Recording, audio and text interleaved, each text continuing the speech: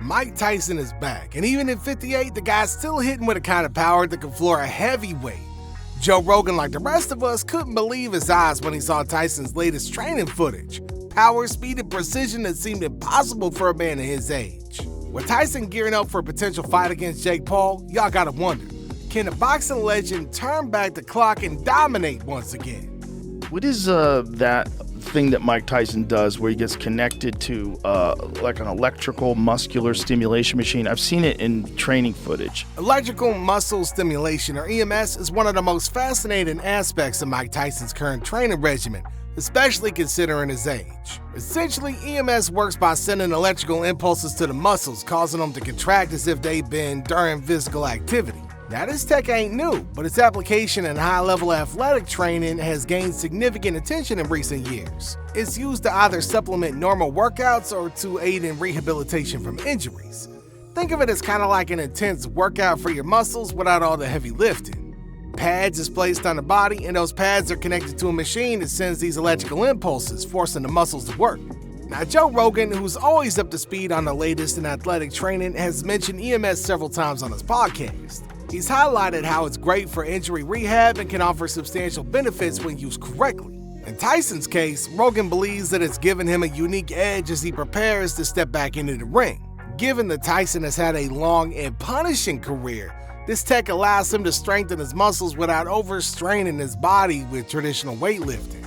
It's almost like getting the gains from an intense workout, but without all the heavy toll on the joints, which is particularly crucial at his age. He's really something special. And the fact that he's willing to fight Tyson, even if Tyson's 57. Now, Joe Rogan has been consistently amazed by Mike Tyson's power, especially considering his age. One of Rogan's main takeaways from watching Tyson train is that his raw punching power hasn't faded yet. Now, even though Tyson's pushing 58, Rogan couldn't help but marvel at how hard the former heavyweight champion can still hit. In his own words, Tyson still got that ability to deliver bone-crushing punches, the kind that can knock out anybody if they land correctly. For Rogan, watching Tyson hit the bag is a reminder that his legendary power is still very much there, just as fierce as it was in his prime. To win this fight. Well, that's so ill. I'm 60 years old, he's 27. What caught Rogan off guard was Tyson's speed. After decades of being out of the ring, y'all expect somebody like Tyson to slow down. But from what Rogan has seen, Tyson still moves with incredible agility and quickness. Whether it's his head movement, footwork, or how fast his punches fly, Rogan is surprised at how Tyson continues to defy the expectations that come with aging. And it's not just that Tyson can hit hard, it's that he can still deliver those hits with lightning speed, which is something that Rogan finds unbelievable for somebody almost pushing 60. He was so fast, and he would do angles, and he was bobbing and weaving. You couldn't hit him, and he was just coming at you. Mike Tyson's age has been a hot topic since news of his potential fight with Jake Paul came out. At 57, Tyson is well past the typical retirement age for most boxers, and it's something that a lot of people have been pointing out.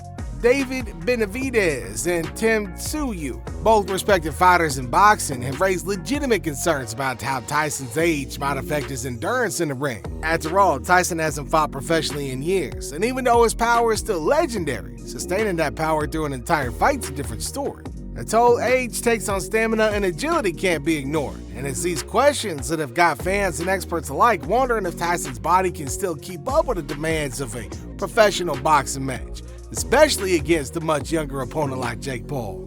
Now, Jake Paul, on the other hand, is confident in his mind, and this fight is a 50-50 affair. Now, he's younger, faster, and has been putting in serious work in his boxing training over the last couple years. While a lot of people might dismiss Paul as just a YouTuber-turned boxer, he's proven that he can hold his own in the ring with old people.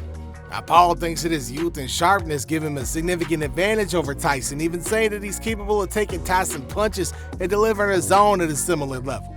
For Paul, this fight ain't just about stepping into the ring with a legend. It's about proving that he's the real deal and that his training and enthusiasm is going to help him stand toe-to-toe with one of the greatest fighters of all time. But Joe Rogan's analysis brings some way more nuanced perspective to this fight. While Rogan acknowledges that Tyson's age is a factor, he don't believe that it diminishes the threat that Tyson poses. Rogan has repeatedly emphasized that Tyson's power, experience, and ring IQ make him a dangerous opponent for Paul, despite the age gap. Rogan sees the fight as unpredictable, where one well-timed punch from Tyson could shift the entire bout. Even with Paul's youth and speed, Rogan's view is that Tyson's ability to land powerful blows is something that Jake Paul might not be fully prepared to handle.